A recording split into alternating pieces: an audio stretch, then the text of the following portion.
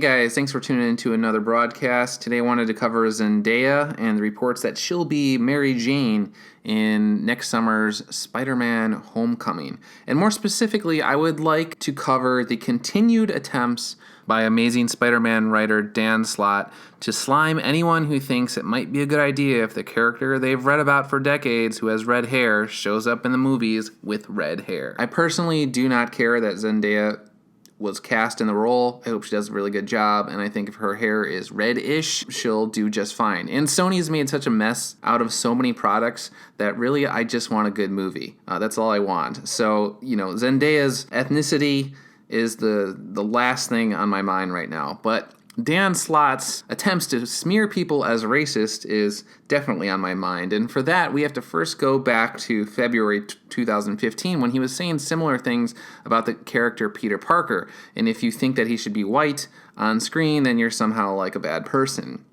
He wrote, "Write down 10 words to describe Peter Parker. White shouldn't be in there, or the first 100, or 1,000. If it is, you don't get him." So let's mix this up. Let's do the same thing for Blade. Let's say, write down 10 words to describe Blade. Black shouldn't be in there, or the first 100, or the first 1,000. If it is, you don't get him. So if I gave you those instructions, and you really did not write black within the first 10 adjectives to describe the guy, you're basically an idiot. And this kind of exposes that Dan Slott is the king of misdirection, red herrings, straw man arguments, and ad hominem attacks. This is just what he does. He's done it again since 2015. Here's 2 more classics for you. Again, in February 2015, he wrote, "It boils down to this. A non-white child is playing with a Spidey action figure. Would you go up to him and say, 'You can't be Spider-Man'?" Okay, that has nothing to do with the debate at hand. When I was a little kid, I pretended to be NFL running back Marcus Allen, a black guy. I pretended to be Michael Jordan, a black guy. I pretended to be the character Apollo Creed, a black guy. And I pretended to be Teenage Mutant Ninja Turtles, usually Michelangelo, sometimes Leonardo. Green. So, again, it's a case of total misdirection and a red herring. It has nothing to do with the argument. It's not about telling a kid, you can't be so-and-so. The argument is, if somebody has read about a character in the comics and it looks like X, do they have a right to see that character portrayed as X or as close as X to possible on the big screen? I would say yes. Dan Slott would say if it's a white person in the comic books, then you don't have that right, or you're racist, if you think that. If it's a black person, again, we'll get into that, especially when it comes to like Luke Cage, then, we can't touch that. But again, one more classic from February 2015. Somebody came up to him, somebody said to him, my grandmother, this is an iconic character, and she even has a picture of Peter Parker in her mind, and it's a white guy. And Dan Slott's response to her was, my grandma knew Jim Crow laws didn't make them right. Okay, so there we go. Racist. You're racist. If you disagree with Dan Slott, it's a way of shutting down debate. It's like, somebody reads Snoopy or Peanuts comics on the Sunday strips for years. Snoopy's a white beagle. All of a sudden, Fox or whoever has the rights, they turn it into a movie. They make him a gray pit bull. And then, there's like a problem with it. Like someone like Dan Slott would be, what does it matter? What is Snoopy? Well, actually it does. Once a character reaches a certain national or global status, iconic status, people kind of expect to see, the brand or whatever you want to call it. It needs to look as close as possible to what made it famous in the first place. So there's that. So that's the background information on Dan Slott. Now we go to Mary Jane. And remember, this is the same guy that once said that Peter Parker's love for Mary Jane was, quote, anti-Marvel. Let that sink in as he tries to establish himself as, the authority on everything Mary Jane. So he says that there's nothing about Mary Jane that has to be white. Okay, yeah, no, duh, Dan. Nobody. He's responding to an argument that isn't even being made. We're talking about this kind of iconic look that she has, and her red hair, and she's this gorgeous supermodel, and I think again.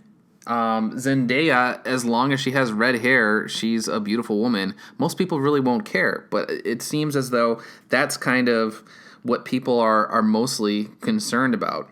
But apparently to Dan, that's kind of a big thing. And I don't think people should be called racist just because they have those concerns. So, you have people like Devin Faraci of Birth Movies Death coming out, and he's immediately calling people racist fanboys because they want Mary Jane to look the same in Homecoming as she does in their comic books. I think that's kind of gross and disgusting for someone to immediately go there when that's not really the case. But again, let's go back to Slott.